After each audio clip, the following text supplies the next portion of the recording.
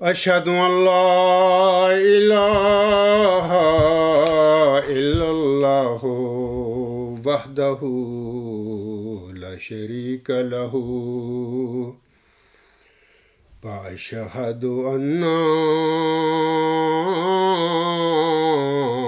محمدا عبده ورسوله أما بعد فأعوذ بالله من الشيطان الرجيم بسم الله الرحمن الرحيم الحمد لله رب العالمين الرحمن الرحيم مالك يوم الدين إياك نعبد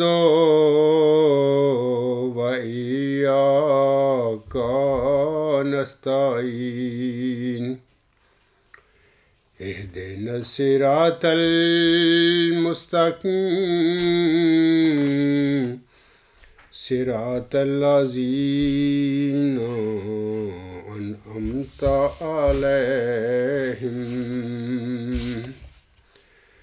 صراط الذين أنعمت عليهم غير المغضوب عليهم ولا الضالين وما أرسلنا من قبلك إلا رجالا نوحي إليهم من أهل القرى أفلم يسيروا في الأرض فينظروا كيف كان عاقبة الذين من قبلهم ولا دار الآخرة خير للذين اتقوا أفلا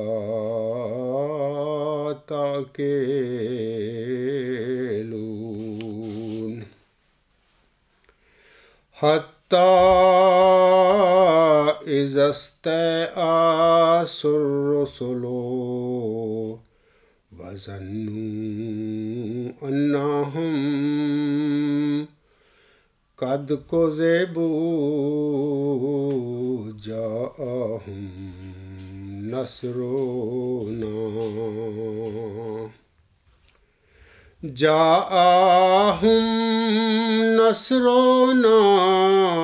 فنجي من نشاء ولا يرد بأسنا عن القوم المجرمین۔ یہ صورت یوسف کی آیت نمبر 110 اور آیت نمبر 111 ہیں، جس کی میں نے ابھی تلاوت کی ہے۔ ان آیات میں اللہ تعالیٰ اپنے پیارے نبی صلی اللہ علیہ وسلم کو مخاطب کر کے فرماتا ہے، اور ہم نے تجھ سے پہلے بستیوں کے رہنے والوں میں سے مردوں کو ہی بھیجا تھا جن کی طرف ہم وحی کرتے تھے، تو کیا یہ لوگ زمین پر چلے پھرے نہیں تاکہ ان لوگوں کا انجام دیکھ لیتے جو ان سے پہلے گزرے تھے۔ اور آخرت کا گھر ان لوگوں کے لیے بہتر ہے جو تقوی اختیار کرتے ہیں، پھر کیا تم عقل سے کام نہیں لیتے؟ اگلی آیت میں اللہ فرماتا ہے، یہاں تک کہ جب مرسل لوگوں سے نا امید ہو گئے اور لوگوں نے بھی سمجھ لیا کہ ان سے جھوٹ بولا گیا تھا، تو اچانک ہماری مدد ان کے پاس پہنچ گئی، بس جسے ہم نے چاہا وہ بچا لیا گیا اور ہمارا عذاب مجرموں سے نہیں ٹلایا جاتا۔ سامعین کرام، ان آیات میں اللہ تعالیٰ نے بتایا ہے کہ میں نے ہمیشہ جو گمراہ قومیں ہوتی ہیں یا گمراہ لوگ ہوتے ہیں ان کی طرف ہدایت کے لیے جب میں نے کوئی رسول بھیجا تو وہ ہمیشہ میں مردوں میں سے ہی بنا کر بھیجا کرتا ہوں۔ علاوہ اس کے سامعین کرام، آیت نمبر 111 جو ہے اس کے مطابق مامور من اللہ پر بھی ایسی حالت آ جایا کرتی ہے کہ وہ اپنی قوم سے مایوس ہو جاتے ہیں، جب قومیں ٹس سے مس نہیں ہوتی ہیں سچی باتیں سن کر بھی، کیونکہ اس قسم کی قومیں جو ہوتی ہیں تقوی سے خالی ہوتی ہیں، تو جب وہ ٹس سے مس نہیں ہوتی، بات کو سن کر ایک کان سے دوسرے کان سے نکال دیتی ہیں، تو پھر بسا اوقات جیسے کہ اللہ نے فرمایا ہے کہ میرے رسول اپنی قوموں سے مایوس ہو جاتے ہیں، جیسے کہ ایک حالت ہمارے پیارے نبی محمد مصطفیٰ صلی اللہ علیہ وسلم پر بھی آئی کہ انہیں یہ کہنا پڑا۔ یہ بخاری کی حدیث ہے ایک، آپ صلی اللہ علیہ وسلم فرماتے ہیں، لو امنا بی عشرۃ من الیہود لا امنا بی الیہود، صحیح بخاری، یعنی کاش مجھ پر 10 یہودیوں کو ہی ایمان لانے کی توفیق مل جاتی تو اس سے اکثر یہودیوں کو ایمان لانے کا موقع مل جاتا اور ان کے لیے ہدایت کا راستہ کھل جاتا۔ تو جب ہمارے پیارے نبی صلی اللہ علیہ وسلم پر بھی مکی دور میں ایسی حالت آ گئی کہ ان کو یہ فرمانا پڑا، تو میں سمجھتا ہوں کہ وہ ہمارا پیارا نبی صلی اللہ علیہ وسلم ایسا عظیم و شان نبی تھا اور ایسا اس کا اسوہ حسنہ تھا کہ دعوت سے پہلے لوگ مکہ میں آپ صلی اللہ علیہ وسلم کو صادق اور امین کہا کرتے تھے، تو جب انہوں نے دعویٰ کیا تو ان کے دعویٰ کے بعد پھر ان پر بھی یہ حالت آ گئی، قوم سے وہ بھی مایوس ہوئے اور کہ یہ لوگوں پر اثر ہی نہیں ہوتا میری باتوں کا جو میں سچی باتیں کرتا ہوں، تو باقی دوسرے جو انبیاء ہیں مرسلین ہیں ان کی تو پھر بات ہی کچھ اور ہے۔ تو جب قوموں سے یہ مایوس ہو جاتے ہیں تو پھر اللہ تعالیٰ سے اپنی وہ دعائیں کرتے ہیں کہ اے اللہ تو اپنی نعمت ہمارے شامل حال کر اور ہمیں کامیابی کا راستہ کو دکھا۔ دوسری بات یہ ہے کہ مرسل کی قلیل جماعت میں سے بھی بعض کمزوروں کے دلوں میں ایسے وسوسے پیدا ہونا شروع ہو جاتے ہیں، اس آیت کے مطابق میں بتا رہا ہوں کہ نعوذ باللہ وہ بھی ان کے اندر بھی یہ وسوسے پیدا ہونا شروع ہوتے ہیں کہ کہیں مدعی نے ہمارے ساتھ جھوٹ تو نہیں بولا، یعنی یہ جو مدعی نے ساری باتیں کہی ہوئی ہیں کیا وہ نعوذ باللہ غلط تو نہیں ہے؟ یعنی یہ کمزور جو اس کے قلیل جماعت میں لوگ ہوتے ہیں ان کے دلوں میں اس قسم کے وسوسے پڑا کرتے ہیں اس آیت کے مطابق۔ تو یہ صرف وسوسے ہوتے ہیں، اور میں آپ لوگوں کو بتانا چاہتا ہوں کہ یہ صرف اللہ تعالیٰ اپنے مرسل کی سب سے زیادہ آزمائش دنیا میں اپنے رسولوں کی کیا کرتا ہے اور اس کی جماعتوں کی کیا کرتا ہے، جو اس پر ایمان لے آتے ہیں لوگ، ان کی آزمائش سخت ہوتی ہے۔ اللہ تعالیٰ اپنے مامور اور اس کی جماعت کی سخت آزمائش کیا کرتا ہے، اور پھر آزمائش کے بعد اچانک اللہ تعالیٰ کی مدد بھی آ جایا کرتی ہے۔ سامعین کرام، آج خاکسار کے خطبہ جمعہ کا جو موضوع ہے وہ تو یہ ہے کہ مامور من اللہ کی شناخت کے معیار، جبکہ خاکسار کا جو گزشتہ خطبہ جمعہ ہے اس کا موضوع یہ تھا کہ ایمان وہ ہوتا ہے جو غیب پر لایا جائے۔ تو آج کا جو خطبہ جمعہ ہے یعنی مامور من اللہ کی شناخت کے معیار، یہ وہ معیار ہیں، اب میں ان کا ذکر کروں گا، ایک اقتباس بھی پڑھوں گا حضور اسلام کا، یعنی محمدی مریم مرزا غلام احمد صاحب نے یہ جو معیار لکھے ہیں اپنی ملفوظات میں اب وہ معیار کو پڑھ کے بتاؤں گا آپ لوگوں کو کہ انہوں نے کیا فرمایا، مامور من اللہ کو کس طرح شناخت کرنا چاہیے یا اس کی شناخت کے معیار کیا ہے، انہوں نے کیا مقرر فرمایا ہیں، اور تم لوگ کیا کرتے پھر رہے ہو۔ تو حضور اسلام فرماتے ہیں، یہ جو حوالہ ہے ملفوظات جلد 6 صفحہ 296 تا 297 ہے. یہ میرے پاس اولڈ جو ایڈیشن ہے ملفوظات کا، میں وہاں سے پڑھوں گا. باقی نیا جو ایڈیشن ہے اس وقت ہوگا الاسلام پر، تو وہ وہاں پر یہ ان الفاظ کو جو میں پڑھوں گا وہاں پر دیکھ سکتے ہیں. حضور علیہ السلام فرماتے ہیں، دراصل انسان کو بعض اوقات بڑے ہی مشکلات پیدا ہوتے ہیں، اور اللہ تعالیٰ کا فضل اس کے شامل حال نہ ہو تو وہ ان مشکلات میں پڑھ کر ہدایت اور حقیقت کی راہ سے دور جا پڑتا ہے. میں اگلے الفاظ پڑھنے کے بعد پہلے میں آپ لوگوں کو کہنا چاہتا ہوں کہ اے میرے مخالفوں، میں تمہیں مرزا غلام احمد صاحب کی تعلیم کی طرف گھیر کے لا رہا ہوں کہ ادھر آؤ.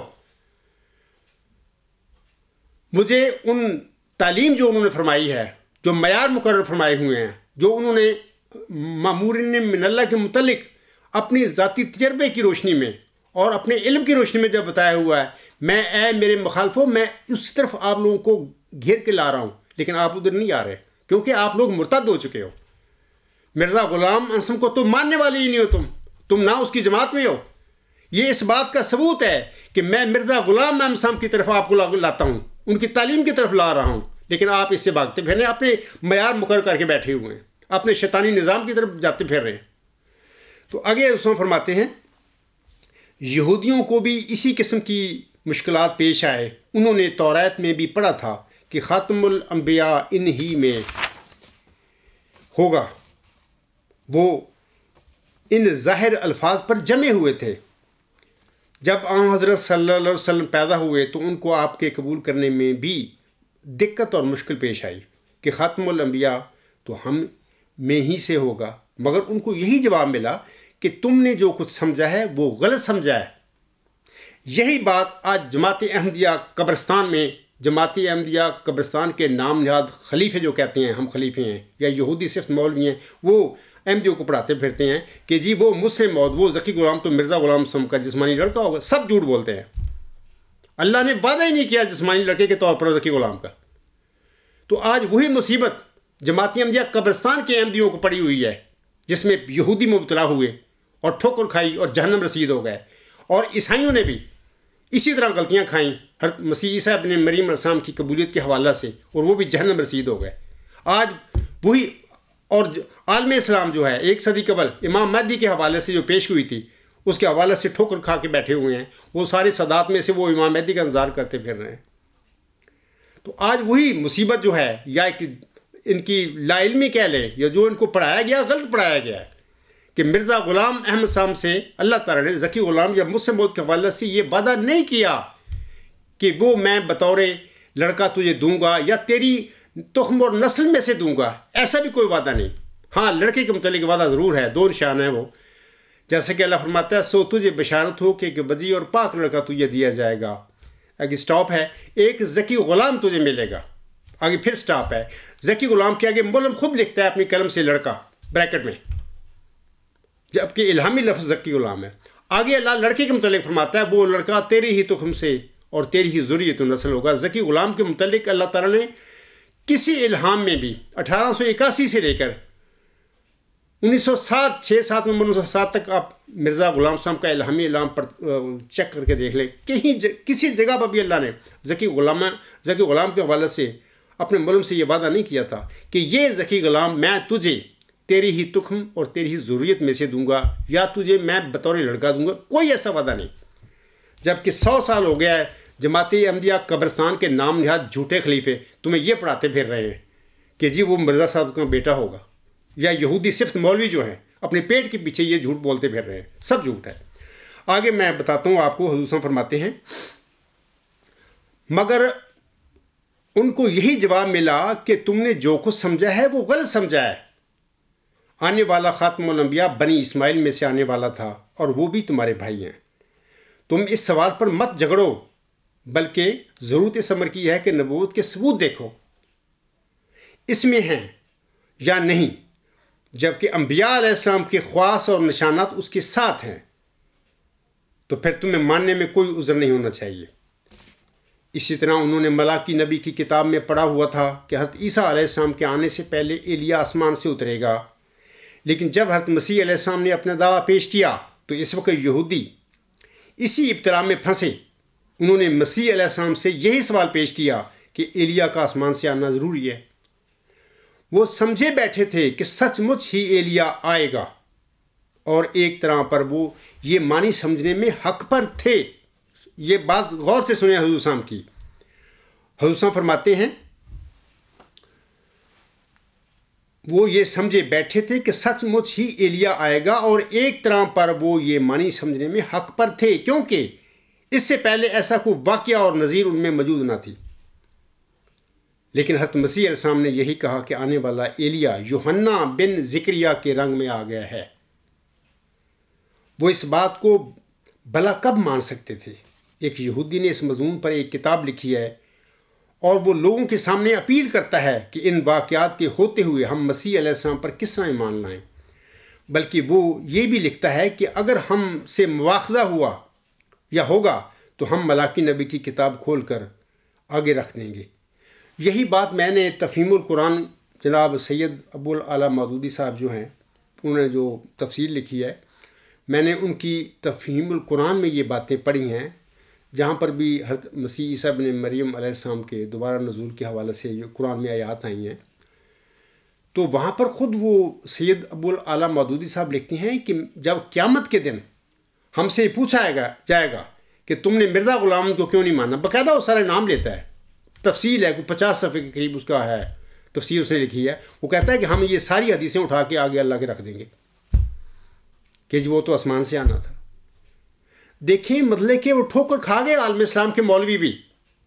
مسیح موعود کی پیشگوئی میں امام مہدی علیہ السلام کی پیشگوئی کے حوالے سے بھی، اے میرے قبرستانی احمدیوں بھائیوں، لاہوری بھائیوں اور دوسرے احمدی بھائیوں جو بھی جنہوں نے مرزا صلی اللہ علیہ وسلم کو مانا ہوا ہے، تم بھی اس غلطی میں پھنسے ہوئے ہو کہ وہ مجھ سے موعود وہ ذکی غلام، وہ نشان رحمت جس کی اللہ نے بشارت محمدی مریم حضرت مرزا غلام احمد صاحب کو چلا شاہ پور میں دی تھی، وہ ان کا جسمانی لڑکا ہوگا، نہیں ہوگا، اللہ نے وعدہ ہی نہیں کیا۔ ہاں 2 وجودوں کی پیشگوئی اللہ نے دی تھی ملہم کو، ایک لڑکے کی اور ایک ذکی غلام کی۔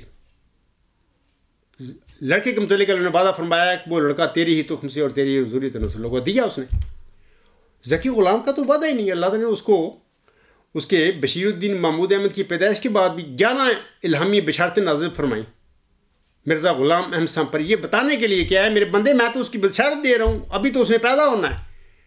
اور پھر اللہ تعالیٰ نے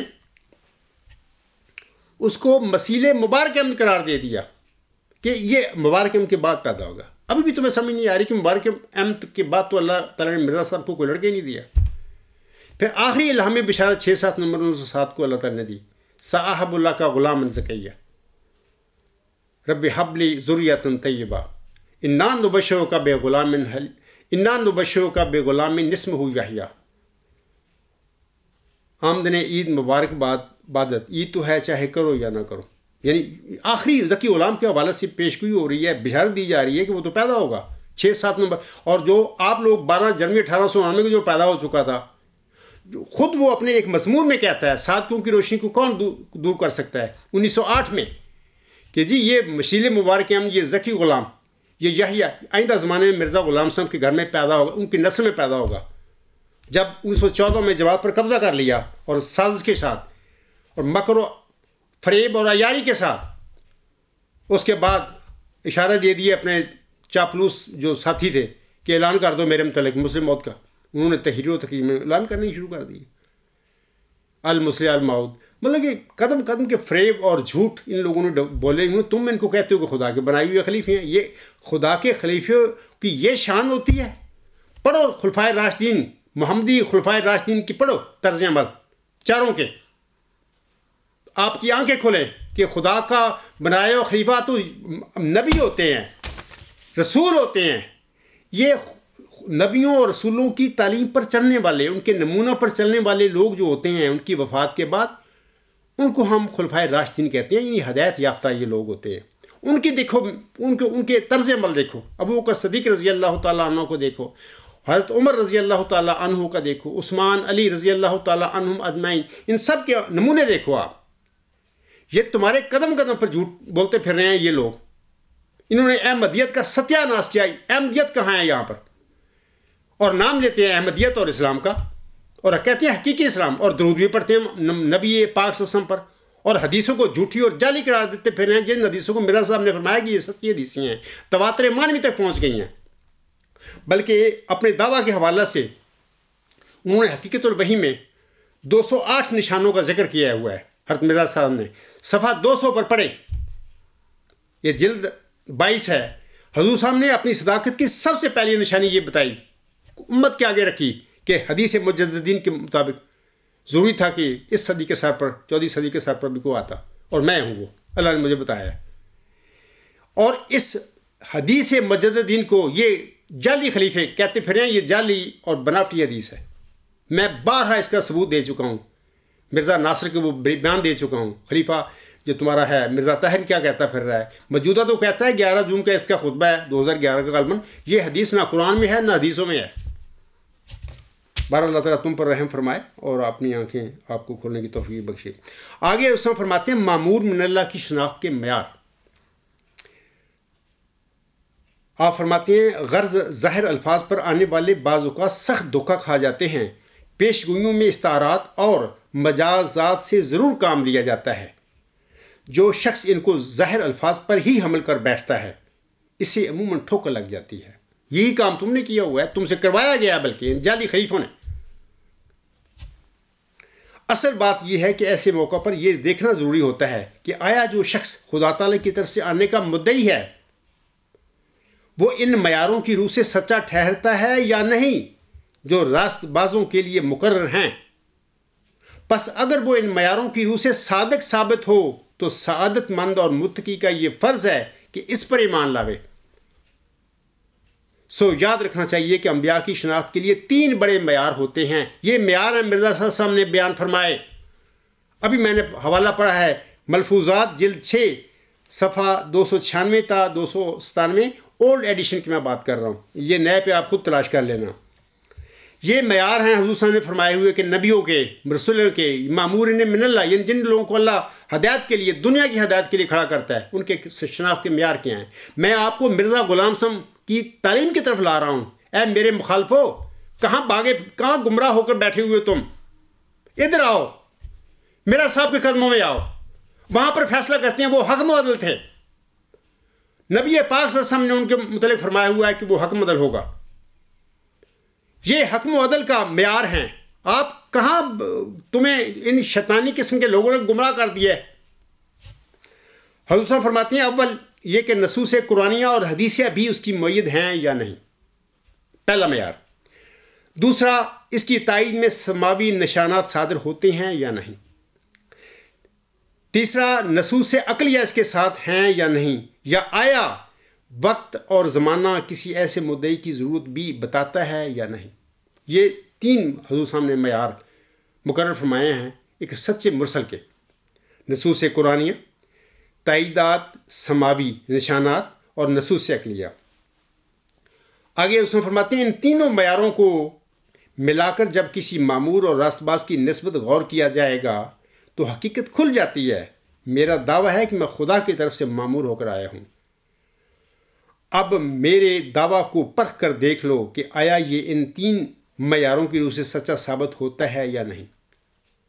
اے میرے مخالفو، اے میرے احمدی قبرستانی بھائیو، میرا بھی یہی دعویٰ ہے کہ خدا نے مجھے کھڑا کیا، اور میں تو بار آپ کو کہہ چکا ہوں، آپ کے نام نہاد خلیفوں کو، آپ کے مولویوں کو کہہ چکا ہوں کہ دیکھیں، بات کریں، کوئی ایسا ثبوت میرے آگے لا کے رکھ دیں کہ جس سے یہ ثابت ہو کہ یہ میری باتیں میری نہیں ہیں، یہ اللہ کی نہیں ہے، میرے نفس سے ہیں، تو میرے لیے گنجائش پیدا کر دیں تاکہ میں اپنے دعوے پر نظر ثانی کر لوں۔ اور میں تو ہرنے کے لیے تیار ہوں، اور میں تو اپنے دعوت سے الگ ہونے کے لیے تیار ہوں، میدان میں تو آؤ۔ اخراج مقاطعہ یہ تو سب مطلب کہ یزیدی ہتھ کنڈے ہیں، فرعونی ہتھ کنڈے ہیں۔ تو لیکن میں سمجھتا ہوں کہ میں حق پر ہوں، اللہ نے مجھے کھڑا کیا ہے تو میں کھڑا ہوا ہوں۔ یہ تو انسان کا کام ہے نہیں کہ خود دعوے کرتا پھرے۔ یہ بشیر الدین محمود جیسے جھوٹے لوگ جو جماعتوں پر قبضہ کر لیتے ہیں، جب ان کو پتہ لگ جاتا ہے کہ جماعتیں ہمارے قابو میں آ گئی ہیں تو وہ جھوٹے دعوے کیا کرتے ہیں کہ اب لوگ میری بیعت میں ہیں، میرے پیچھے ہیں، میرے قابو میں ہیں، تو آپ یہ مان گے ہی نا، میرا کیسے انکار کریں گے؟ یہ اس قسم کے شیطانی قسم کے لوگ جو ہیں شیطانی دعوے جھوٹے کیا کرتے ہیں۔ صادق بندہ جو ہوتا ہے جس کو اللہ کھڑا کرتا ہے. جو غریب مسکین لوگ ہوتے ہیں قوموں میں جن کو اللہ کھڑا، وہ ان کا سوچ بھی نہیں سکتے. تو اس کے بعد میں آپ لوگوں کو بتانا چاہتا ہوں، نصوص قرآنیہ سے مراد ہے کہ قرآن کریم کی صاف اور واضح اور بین آیات کی روح سے کسی مامور، کسی مرسل جو ہے دعوے دار ہے، اس کے دعویٰ کو پرکھو. قرآن کریم کی واضح اور بین اور صاف جو احکامات ہیں ان کی روشنی میں اس کے دعوے کو پرکھو. سامعین کرام، قرآن کریم کے احکامات اور محمدی مریم مرزا غلام احمد علیہ السلام کا الہامی کلام خاک سر کے دعویٰ معوذ ذکی غلام مسیح الزما کی تصدیق کرتا ہے. یاد رکھیں یہ بات. اور بشیر الدین محمود احمد کی دعوے کی تکذیب کرتا ہے. یہ قرآن بھی اور مرزا صاحب کے علیہ السلام کے الہام بھی کیوں نہیں آتے ادھر؟ یہ ہے نصوص قرآنیہ. اے میرے مخالفوں ادھر آؤ. دوسری بات یہ ہے کہ 20 فروری 1886 کی الہامی پیش ہوئی اس حقیقت پر مہر تصدیق ثبت کر رہی ہے کہ محمدی مریم مرزا غلام احمد صاحب کے بعد آپ کے معوذ ذکی غلام کا نزول ہونا ہے. ظاہر و جماعتی احمدیہ میں ہوگا. باقی 72-74 لڑے فرقے ہیں اسلام کی، ان میں تو نہیں ہوگا، کہ وہ تو منکر ہے مرزا صاحب کے. مرزا صاحب کو جس ذکی غلام کی، جس مسیح صاحب نے مریم کی بشارت دی گئی، وہ اس کی جماعت، اس کے بعد اس کی جماعت میں وہ اس کو اللہ اس کو نازل فرمائے گا. اور یہ نزول بھی حدیث مجددین کے مطابق حضرت مرزا صاحب السلام کے بعد آئندہ صدی 15ویں ہجری جو ہے اس کے سر پر ہونا تھا. اسی طرح آپ جانتے ہیں نصوص قرآنیہ، اور حضور فرماتے ہیں نصوص قرآنیہ اور حدیثیہ. اسی طرح آنسا فرماتے ہیں، ابن عباس سے ایک حدیث ہے، اکثر میں اس کا حوالہ دیتا ہوں. یہ جو حدیقۃ الصالحین کا سب سے پہلا ایڈیشن 1967 میں شائع ہوا تھا، اس کے صفحہ 402 پر یہ حدیث ہے. موجودہ ایڈیشنوں سے یہ نکال دی گئی ہے. ابن عباس رضی اللہ تعالیٰ عنہ سے یہ روایت ہے کہ آنس نے فرمایا کہ وہ امت کیسے ہلاک ہو جس کے اول میں درمیان میں مادی اور آخر پہ مسیح عیسیٰ ابن مریم ہوں گے. ظاہر ہے کہ مہدی کے بعد اسے عیسیٰ نے آنا ہے یا نہیں آنا، اس کو روک دو گے آپ؟ تم روک کر بیٹھے ہوئے، تمہارے جعلی خلیفے اپنی نعوذ باللہ خاندانی گدیاں بنا کر بیٹھے ہوئے ہیں خلافت کے نام پر، اللہ کے نام پر، رسول اکرم صلی اللہ علیہ وسلم کے نام پر، مرزا صلی اللہ علیہ وسلم کی احمدیت کے نام پر. سب جعلی جھوٹے لوگ ہیں. کیا آپ اس کو مسیح صاحب نے مریم اور ذکی غلام جس کی بشارت چلہ ہوشیار پور میں اللہ تعالیٰ نے محمدی مریم کو دی تھی، کیا اس کو روک دو گے؟ مرزا بشیر الدین محمود کا دعوی جھوٹا ہے. اللہ نے وعدہ نہیں کیا بطور لڑکا میں اس کو دوں گا. تو باہر وہ مرزا صلی اللہ علیہ وسلم کے بعد آئے گا. علاوہ اس کے تائیدات سماویہ کے حوالہ سے حضور صاحب نے فرمایا کہ اس مدعی کا جو اللہ کا نام لے کر کھڑا ہو اس کے دعوے کو پرکھو. میرا گزشتہ خطبہ جمعہ اسی حوالے سے تھا اور اس کا عنوان بھی یہی تھا کہ ایمان وہ ہوتا ہے جو غیب پر لایا جائے. اور اس خطبہ میں خاکسار نے بڑی تفصیل کے ساتھ اپنے مضمون نمبر 88 جو ہے اس کا عنوان ہے نشان چاہیے، اس کے حوالہ سے بڑی تفصیل سے بتایا ہے. اور حضرت مرزا غلام احمد صاحب کی کتاب آئینہ کمالت اسلام جلد 5 جو ہے روحانی خزائن اور صفحات 326 تا 357 پر جو حضور صاحب نے اپنے صداقت کے حوالے سے باتیں لکھی ہیں، میں نے کہا ہے کہ پڑھو ان کو اور اس کے مطابق پھر میرے دعوے پر بھی غور کرو. مرزا غلام صاحب کی تعلیم کی طرف میں آپ کو گھیر کے لا رہا ہوں. آپ کدھر لے کے جا رہے ہیں؟ کون سے آپ معیار بناتے پھر رہے ہیں قاذبو؟ اور دوبارہ میں اختصار کے ساتھ ان کا ذکر کر دیتا ہوں کہ حضرت مرزا صاحب نے علیہ السلام نے 5 قرائن اپنی صداقت کے بیان فرمائے ہوئے ہیں. پہلا قرائن حدیث مجددین، دوسرا قرینہ واحد مدعی یعنی مسیح موعود یا امام مہدی کے طور پر، تیسرا قرینہ بعض اہل اللہ کی گواہیاں، چوتھا حق کا روب، پانچواں الہامی علوم میں غلبہ.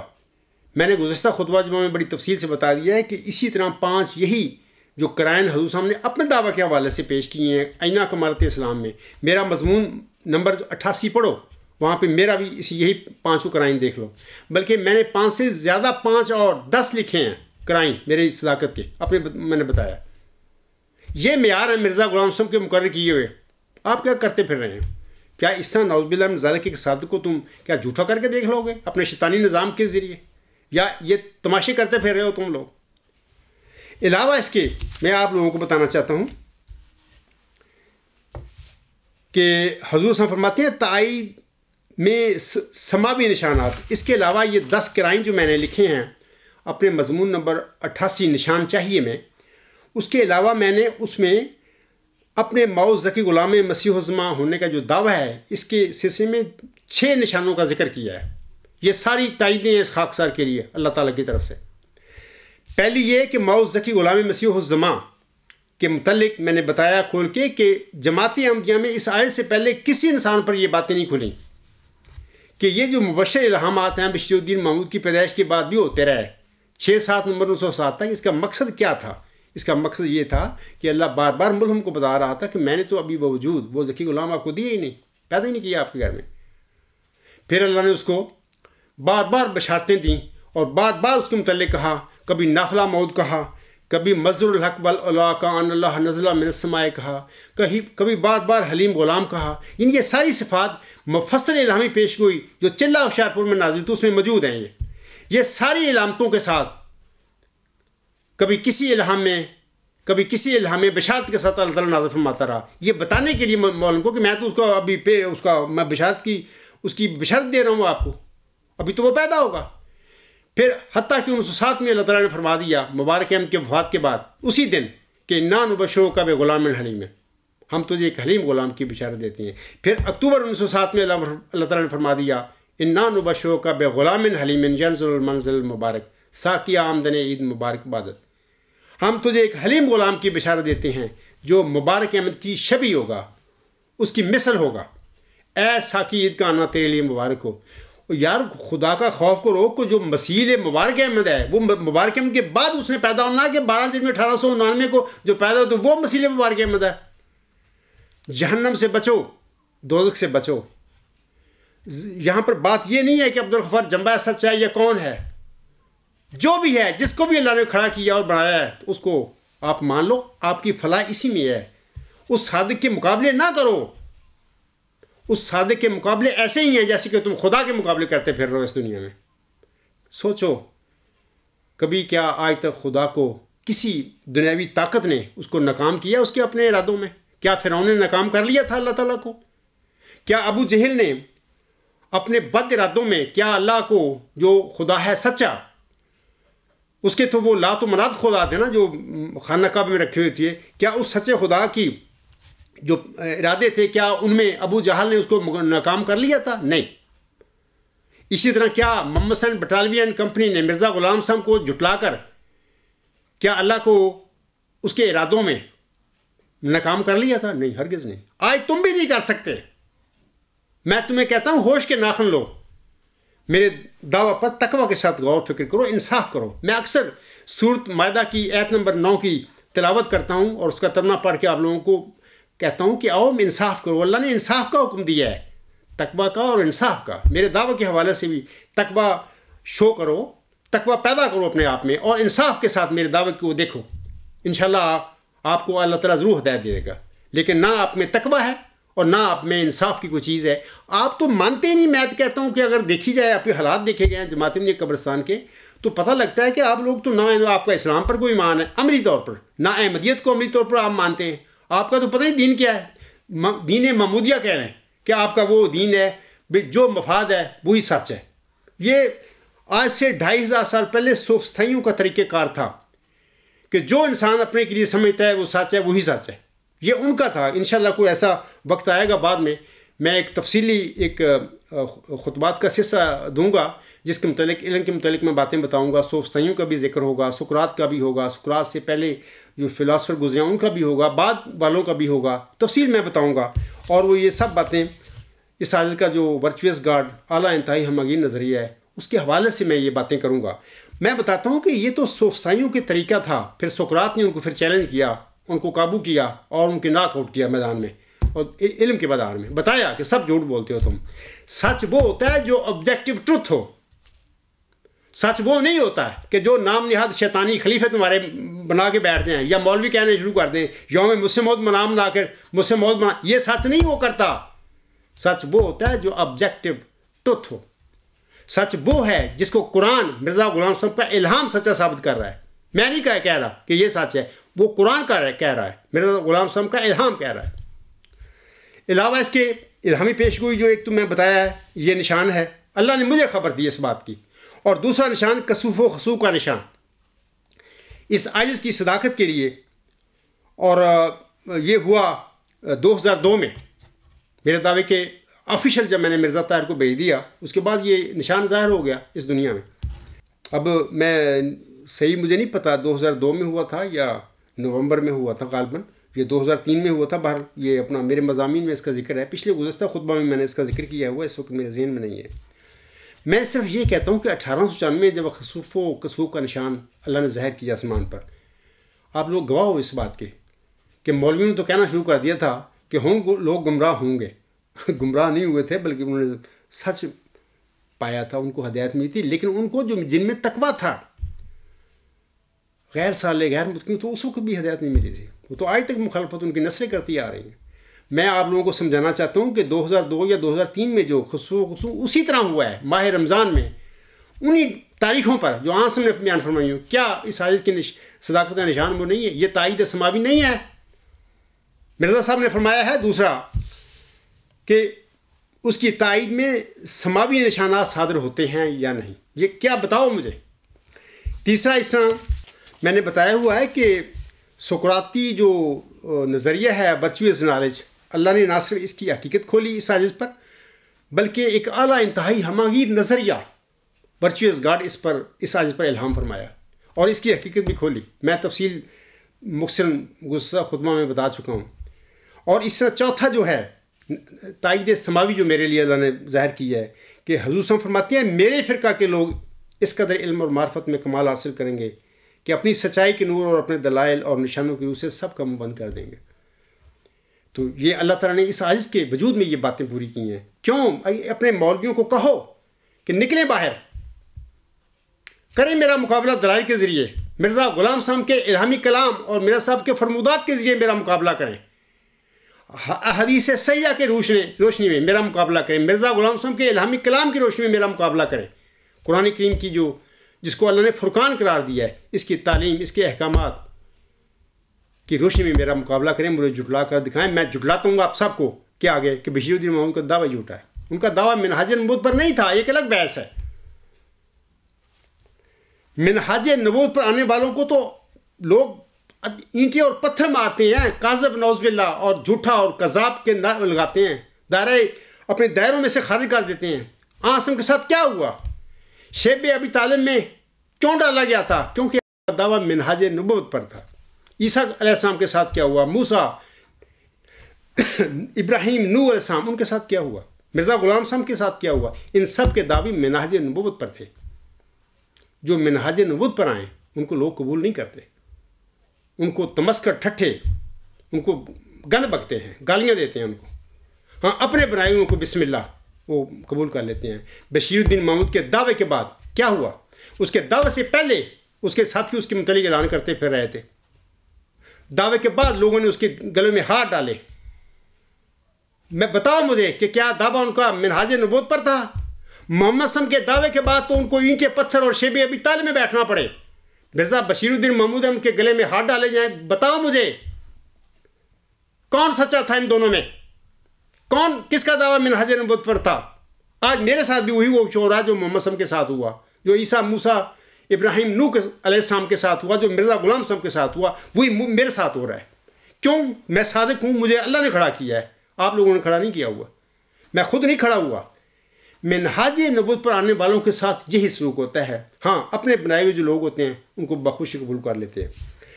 پانچواں جو ہے نشان جو تائید سماوی کے حوالہ سے نشان جو ہے، وعدہ کے مطابق 3 لڑکوں کی پیدائش اللہ نے میرے گھر میں کی، پہلے خبر دی، پھر اس کے مطابق خبر کے مطابق تینوں کی۔ یار خدا کا خوف کرو، مرنا ہے آپ لوگوں نے۔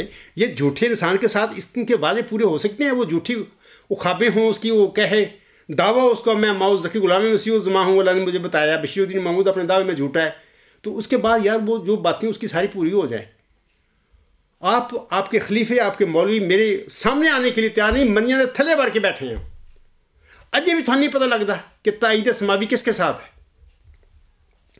اور چھٹی ایک لڑکے کی اعجازی پیدائش، الحمدللہ، وہ بھی خدا کی اس عجز کے حق میں ایک تائید ہے آسمانی.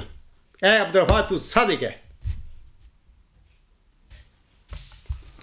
علاوہ اس کے حضور صلی اللہ علیہ وسلم فرماتے ہیں نصوص عقلیہ کے ساتھ ہیں یا نہیں، یعنی اس کا جو دعویٰ ہے، یا آیا وقت جو ہے یا زمانہ کسی ایسے مدعی کی ضرورت بھی بتاتا ہے یا کہ نہیں. اس کے حوالے سے میں آپ لوگوں کو صرف بتا دیتا ہوں کہ دیکھیں کہ میرے مضمون نمبر 2 پڑھیں، اس کا عنوان ہے تحریف کیوں. میں نے 5-6 واقعے بتائے ہیں، حالانکہ جماعتی احمدیہ قبرستان کا سارا لٹریچر میرا صاحب کی کتابوں میں انہوں نے خرد و قطر و بیابنت آگے پیچھے سارا صرف وہ مضمون پڑھ لیں. کیا یہ ضرورت نہیں بتاتا کہ کسی کی ضرورت ہے کہ آئے کہ احمدیت کو اس گند سے صاف کرے جو مرزا غلام صاحب کی اولاد نے ڈالا ہے، اس میں جو شیطانی اور یہودی صفت مولویوں نے ڈالا ہوا ہے احمدیت میں گند، وہ آگے دور کرے.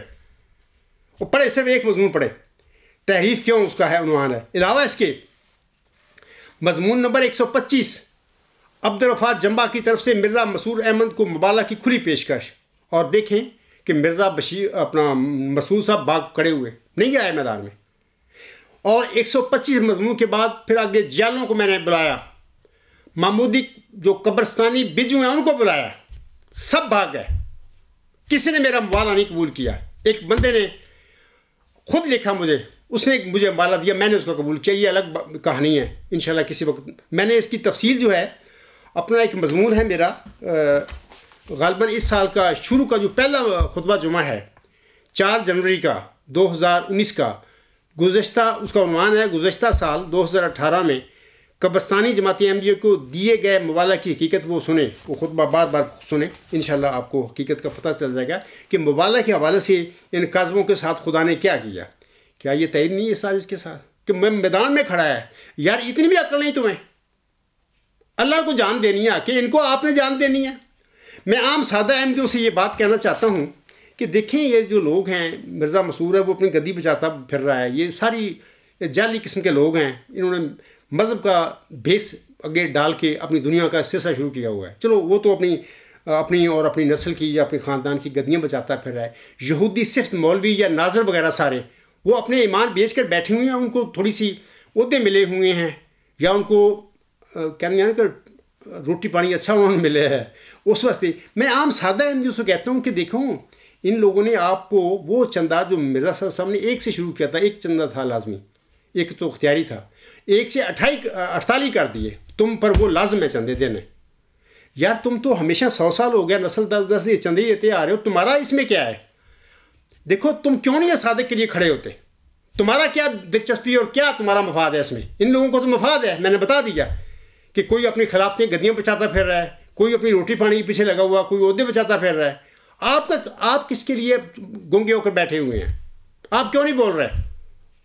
آپ کیوں نہیں ان لوگوں سے کہتے کہ جناب اگر عبدالرفاق جمبا جھوٹا ہے اپنے دعوے میں تو اس جھوٹے کو اس کے گھر تک کیوں نہیں پہنچاتے؟ کیوں نہیں میدان میں آتے؟ خود خیال کرو، ان لوگوں نے آپ کو نہیں بچانا، آپ کا ایمان، آپ کے اعمال آپ کو بچائیں گے اور آپ کو اللہ کی رضا بخشیں گے.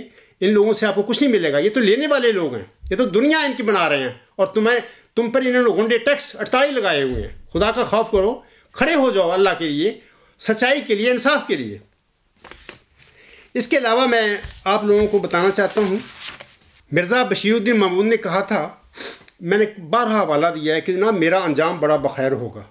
یعنی انہوں نے یہ باقاعدہ دھوم دھام سے یہ باتیں کہی ہوئی ہیں اپنے دعوے کے بعد. دیکھو کیا ہوا انجام ان کا، یہ 1944 کے پہلے کی بات ہے.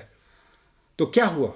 دعویٰ انہوں نے کیا، جبکہ دعویٰ منہاج نبوت کے خلاف تھا، کیونکہ ان کے پورے 2014 سے لے کے 1914 سے لے کر 1944 تک کے بیانات میرے غالباً 2014 کو جلسہ سرانا ایک تقریر ہے میری ان کے متعلق. میں نے بتایا کھول کے لوگوں کو کہ دعویٰ سے پہلے بیانات کچھ اور ہیں اور دعویٰ کے بعد بیان وہ انہوں نے بدل لیے. جھوٹ، قدم قدم پر جھوٹ بولا انہوں نے، اور پھر ان کے گلے میں ہاتھ ڈالے لوگوں نے کہ جی ہم تو پہلے ہی 1914 سے آپ کو مجھ سے موت بنا کر بیٹھے ہوئے ہیں. تو پھر اس کے دعویٰ کے بعد اس کے ساتھ کیا ہوا؟ کیا اس کا انجام خیر ہوا؟ وہ کہتا ہے، میں نے حوالہ اس کا الہام پیش کرتا ہے کہ اے اس الہام کے مطابق میں حسن کا بروز ہوں، فلاں ہوں، یہ ہوں، وہ ہوں، میرا انجام بخیر ہوگا، فلاں ہوگا، کوئی مسئلہ نہیں ہوگا. اب خود بتاؤ کہ دعویٰ کے 10 سال بعد مسجد مبارک ربا میں 10 مارچ 1954 کو نماز عصر کے بعد کیا ہوا؟ کیا تم سوچ سکتے ہو کہ ایک صادق خدا نے کھڑا کیا ہو اللہ تعالیٰ اس کی شہ رگ کاٹے؟ اللہ کا مطلب کہ مرزا غلام کا کوئی سچا خلیفہ ہو، سچا جانشین ہو، رشد و ہدایت پر چلنے والا ہو، نہ اللہ نے کھڑا کیا ہو، کم از کم مطلب کہ رشد و ہدایت پر چلنے والا کوئی خلیفہ بن بیٹھے، کیا اللہ تعالیٰ اس کی شہ رگ قطع کرے گا؟ 10 مارچ 1954 کو کیا ہوا؟ یہ لوگ کیوں نہیں میرے مقابلے پر آ کے بتاتے؟ ثابت کریں مجھے کہ وہ نہیں ان کی شہ رگ قطع ہوئی تھی۔ میں بتاتا ہوں قطع ہوئی تھی، اللہ نے اس کو زندہ رکھا، نہیں مارا وہاں پہ۔ اللہ کو پتہ تھا کہ جب آئے گا میرا سچا آدمی جس کو میں نے کھڑا کرنا ہے، تو یہ اگر مار دیا میں نے ابھی کاٹ کر تو اس کو کہیں گے وہ تو شہید اعظم تھا، اس کی کہاں شہ رگ کٹی تھی؟ اللہ نے اس کو زندہ رکھا، یورپ لے کے آیا، یہاں پر 3-4 جگہ انہوں نے ٹیسٹ کروائے، جرمنی میں 2 دفعہ، نیورنبرگ اور ہمبرگ، اور پھر لندن میں، اور پھر ایک سوئٹزرلینڈ میں انہوں نے چیک اپ کروایا۔ 4 جگہ پر جو ٹاپ کے سرجن تھے اس وقت کے، انہوں نے کہا کہ اس کی شہ رگ کٹ گئی ہے، چاقو کی ٹپ جو ہے وہ اس نے کاٹ دی، اور وہیں پہ اللہ نے توڑ دی۔ بڑی عجیب، یہ بھی خدا تعالیٰ کا بڑا ایک معجزہ ہے کہ اللہ نے وہ چاقو کی ٹپ کو باہر نہیں نکالا، اگر باہر نکالتا تو وہ تو مر جاتا۔ اللہ نے وہاں پر چاقو کی ٹپ توڑ دی، اس لیے کہ اللہ تعالیٰ چاہتا ہے کہ میں نے اس کو زندہ رکھنا ہے، اس کو سزا دینی ہے اس کے جھوٹ کی۔ اور پھر اللہ یہ بھی چاہتا تھا کہ میں نے اس کے ثبوت کٹھے کرنے ہیں، آئندہ جو میں جس کو کھڑا کرنا ہے، میں نے جس بندے کو جو اصل ذکی غلام ہے مرزا غلام صاحب کا، اس کے لیے میں نے ثبوت اس کو دینے ہیں۔ تو اللہ اس کو لے آیا ادھر یورپ میں، اس کے ہوئے ٹیسٹ ہوئے سارے، 24 ذوالفقار کی کتاب پڑھیں، رینیسنس آف اسلام، میں نے 12 اس کے حوالے دیے ہیں، الغلام.com پہ سارا موجود ہے، لٹریچر یہ سب کچھ۔ تو وہ کیا ہوتا ہے؟ کیا دیکھو تم سوچ سکتے ہو کہ ایک صادق کی اللہ تعالیٰ شہ رگ کاٹے؟ پھر 10-11 سال بستر مرگ پر ایڑیاں رکھتا رہا۔ مرزا غلام صاحب نے انجام میں آتھم میں لکھا ہوا ہے کہ فالج جو ہے دکھ کی مار ہے، اپنے مخالفوں کے لیے انہوں نے بد دعائیں کی، ان کو دعا کی اللہ سے کہ اللہ ان کو فالج کر دے، مفلوج کر دے، ان کو مجنون کر دے۔ یہ سارا انجام میں آتھم میں انہوں نے لکھا ہوا ہے۔ تو جناب مرزا بشیر الدین محمود احمد کے دعویٰ کے بعد 10 مارچ 1954 کے بعد آپ دیکھیں 10-11 سال وہ فالج کے ساتھ پڑا رہا بیڈ پہ مفلوج ہو کر۔ میں نے 12 حوالے پڑھے ہوئے ہیں، میرے گزشتہ خطبات سنے، مضامین پڑھے۔ تو ابھی بھی تمہیں عقل نہیں آ رہی کہ وہ بندہ ہی جھوٹا تھا؟ تم ایک جھوٹے کو مسلم موت بنا کر بیٹھے ہوئے، 70 دفعہ تم نے جھوٹے یوم مسلم موت بنائے ہوئے ہیں ایک مفسد موعود کے حوالہ سے، جس نے فساد ڈالا مرزا غلام صاحب کی جماعت میں، اور سچائی کا یعنی جماعت احمدیہ کا قبلہ ہی بدل دیا اس نے، اور سارا کچھ کیا اس نے مذہب کے نام پر، اللہ کے نام پر، رسول مقبول صاحب کا نام لے لے کر، مرزا غلام صاحب کا نام لے لے کر احمدیت کو حقیقی اسلام کہتا رہا جھوٹا ہوا آدمی، اور اسلام کا بھی نام لیتا رہا۔ تمہارا اسلام کے جماعت احمدیہ قبرستان کا کیا اسلام کے ساتھ تعلق ہے؟ تم تو کسی بات کو بھی قرآن کریم کی اور اسلام کی ماننے کے لیے تیار نہیں ہو۔ تم تو حدیثوں کو تمہارے خلیفے جھوٹے جعلی کہتے پھر رہے ہیں، جن حدیثوں کو مرزا صاحب نے حکم نے کہا یہ سچی حدیثیں ہیں۔ اب فیصلہ کرو کہ کیا تمہارا احمدیت سے کیا تعلق ہے، اسلام کے ساتھ کیا ہے۔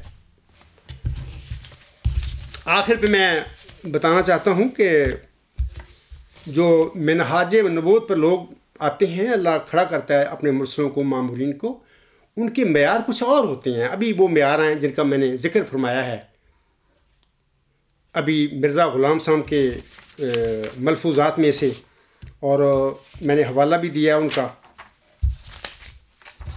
آپ ان منہاج نبوت کے معیار جو ہیں 3 مرزا صاحب نے مقرر فرمائے، اس کے مطابق اس آج کے دعوے کو پرکھو۔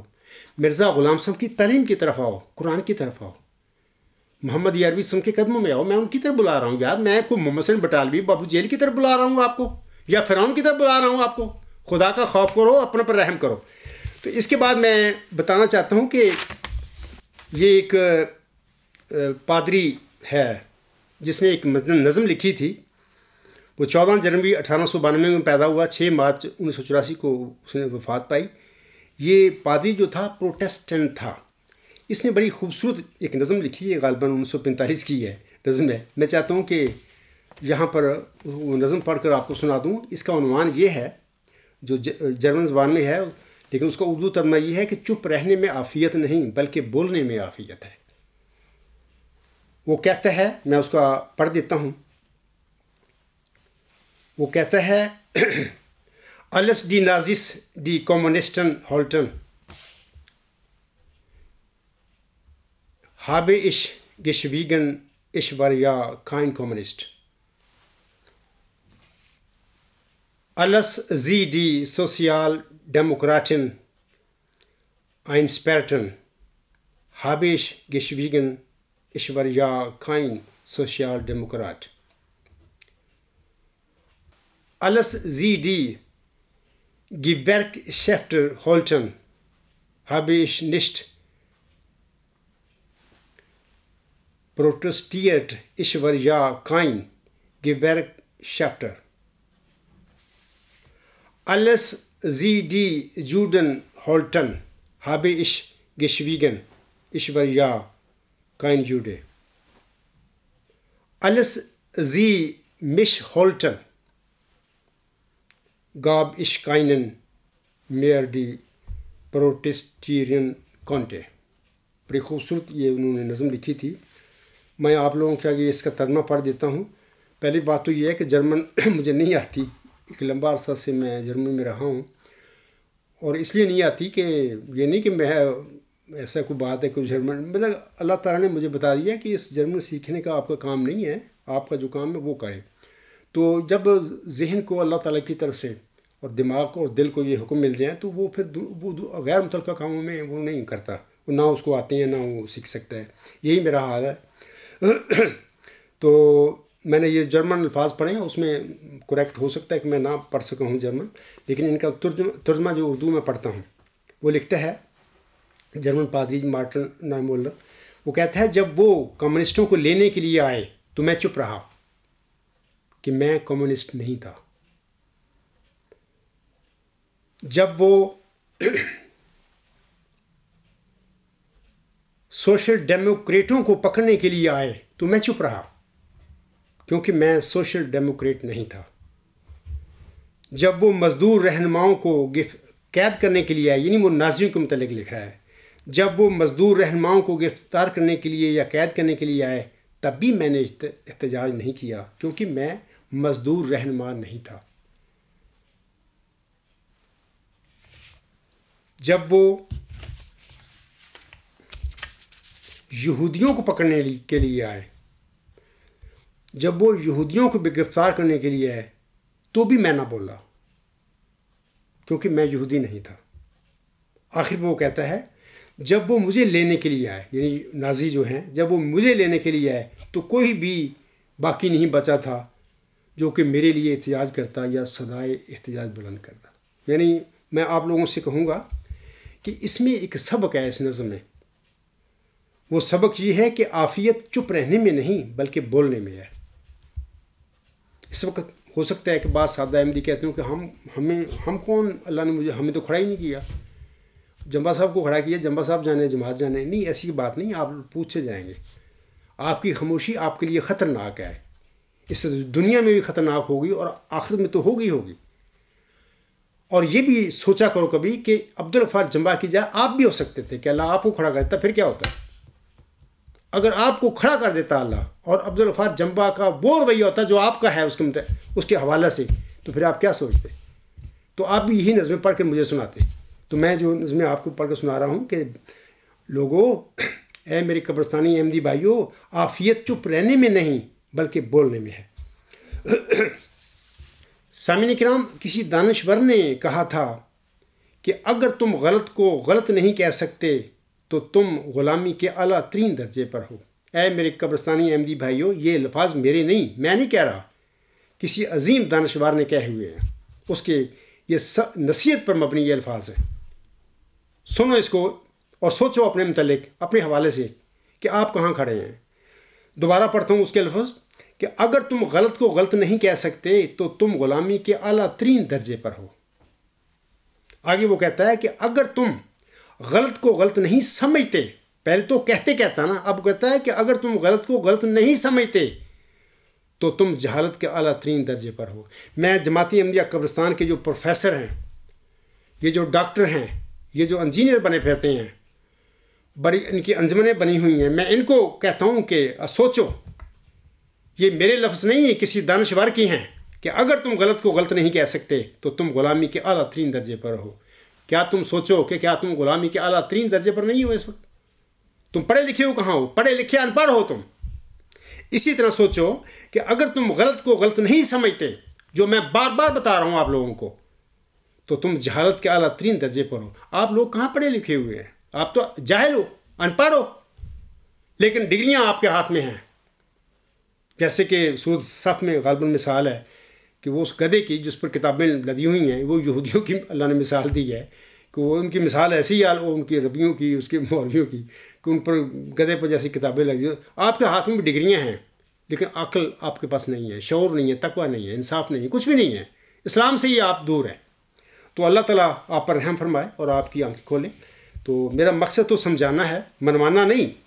منواتا اللہ ہے۔ پھر جب اللہ تعالیٰ اتمام حجت کر لیتا ہے کسی قوم پر، اپنے معمور کی بھی پھر آزمائش کر لیتا ہے اور اس کے ساتھیوں کی بھی کر لیتا ہے، تو پھر آخر پہ اللہ پھر منوایا کرتا ہے۔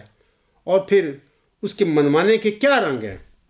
جیسے کہ شروع میں میں نے سورۃ یوسف کی آیات تلاوت کی ہیں، تو پھر آپ غور کرو پہلے قوموں کے ساتھ کیا ہوا تھا، فرعون کے ساتھ پھر کیا ہوا، قوم ہود کے ساتھ کیا ہوا، قوم صالح کے ساتھ کیا ہوا، سمود جو قوم تھی، قوم حضرت نوح علیہ السلام کے ساتھ کیا ہوا،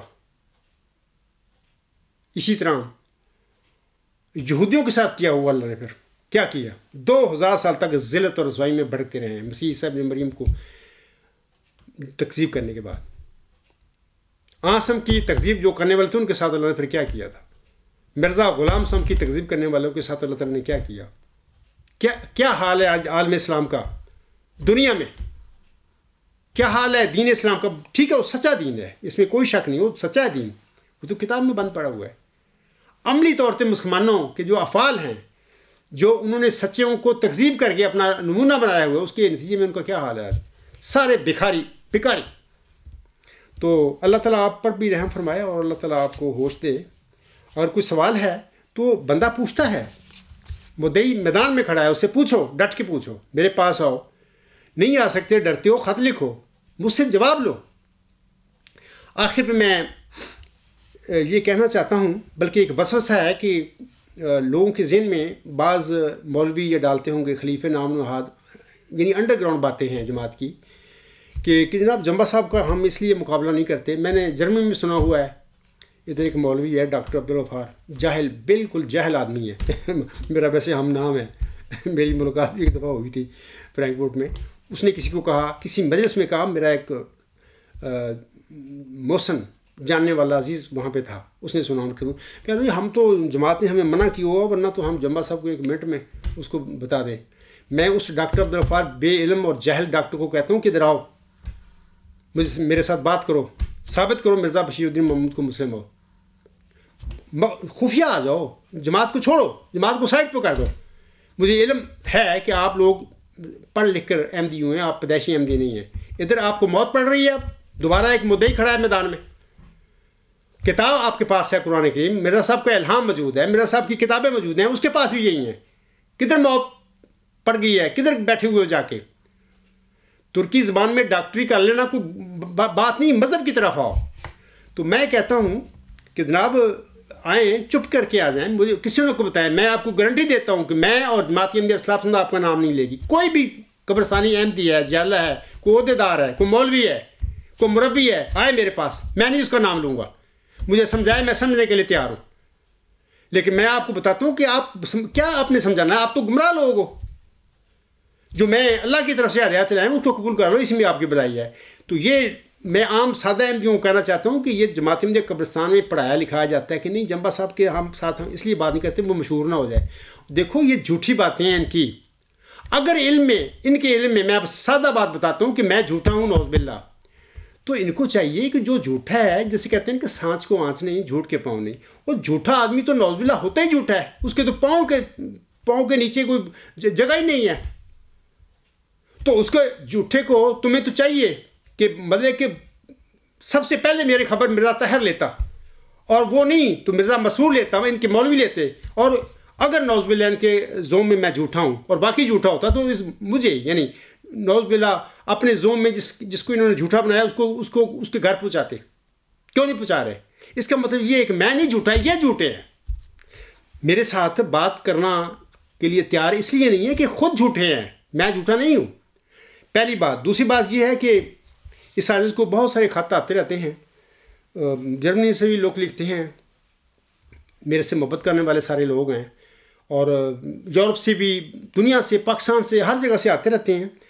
اور میں ان سب کو اس خطبہ جمعہ میں جواب دینا چاہتا ہوں کہ دیکھیں، جب آپ کی کوئی ای میل آتی ہے، خط آتا ہے، تو جو ای میل میں، خط میں جو آپ نے جس کے لیے کہا ہوتا ہے، میں اس کے مطابق آپ سب کے لیے دعا کرتا ہوں. یہ میری ذمہ داری ہے اور بار بار کرتا ہوں. یہ نہ سمجھیں کہ ہمیں جواب نہیں ملا. اور جواب کے حوالے سے میں مجبوری آپ کی بتاتا ہوں کہ اس وقت ایسے حالات نہیں جماعت احمدیہ اصلاح پسند کے کہ آپ سب کو ان ٹائم، میری خواہش ہے ویسے میں جواب دوں، لیکن میں کر نہیں سکتا، اس خواہش کو پوری نہیں کر سکتا. یہ میری مجبوری ہے، مجھے معاف کر دینا. میں سب کو، جو بچے ہیں لکھتے ہیں، اور جو بیمار ہیں لکھتے ہیں، یا جو بھی لوگ ہیں آتے رہتے ہیں، پتہ ہے ان کو جو مجھے لکھنے والے ہیں، تو میں سب کے آگے میں یہ معذرت کرتا ہوں اس خطبہ جمعہ میں کہ میں جو آپ لکھتے ہو، میں اس کے متعلق جو آپ دعا کے لیے کہتے ہو، اپنے حالات بتاتے ہو، میں اس کے لیے دعا کرتا رہتا ہوں. ایک دفعہ نہیں کرتا، بار بار کرتا رہتا ہوں. لیکن میں آپ سے درخواست کرتا ہوں کہ اس وقت میں اسی حالت میں ہوں کہ میں آپ لوگوں کو تحریر جواب نہیں دے کر سکتا. میری حالات ہی ایسے ہیں کیونکہ اتنا کام ہے میرا. میں تو اکثر سوتے ہی صبح ہوں، نماز پڑھ کے میں سوتا ہوں 12 بجے تک، 11 بجے تک پھر سوتا ہوں. میں تو دن رات کام کر رہا ہوں اپنے مشن کو مکمل کرنے کے لیے، تکمیل تک پہنچانے کے لیے. وہ 2 ہی مشن ہیں میرے، اسیروں کی رستگاری ہے اور دین اسلام کی فتح اور غلبہ ہے، جو میں سمجھتا ہوں یہ مشن ہے اس عاجز کا. اس کے لیے اللہ نے مجھے کھڑا کیا ہے. تو مجھ کو جتنے بھی خط لکھنے والے ہیں، ای میل لکھنے والے ہیں، میں سب کو کہتا ہوں کہ مجھے اس حوالے سے معاف کر دینا، کیونکہ میری مجبوری ہے، میں نہیں دے سکتا آپ لوگوں کو جواب. بہرحال یہ میں چاہتا تھا کہ اس خطبہ جمعہ میں آپ لوگوں کو سب کو جواب دے دوں. تو بہرحال آپ سب کے لیے میں دعائیں کرتا رہتا ہوں. جو خط نہیں بھی لکھتے، نہیں بھی ای میل لکھتے، ان کے لیے میں دعائیں کرتا رہتا ہوں. پوری جماعت احمدیہ کے لیے میں دعائیں کرتا رہتا ہوں کہ اللہ ان کو ہدایت دے. یہ کہاں پھنس گئے بیچارے. تو عالم اسلام کے لیے، امت محمدیہ کے لیے دعائیں کرتا رہتا ہوں. تو اللہ تعالیٰ سب کو ہدایت بھی دے اور کامیابیاں بھی دے اور سب کا خاتمہ بالخیر کرے. تو آخر پر اسی پہ میں خطبہ ختم کرتا ہوں. وما علینا الا البلاغ وآخر الدعوانا ان الحمد للہ رب العالمین. اولم وآخرم وظاہرم وباطنن هو مولانا نعم المولا ونعم النصیر ونعم الوکیل.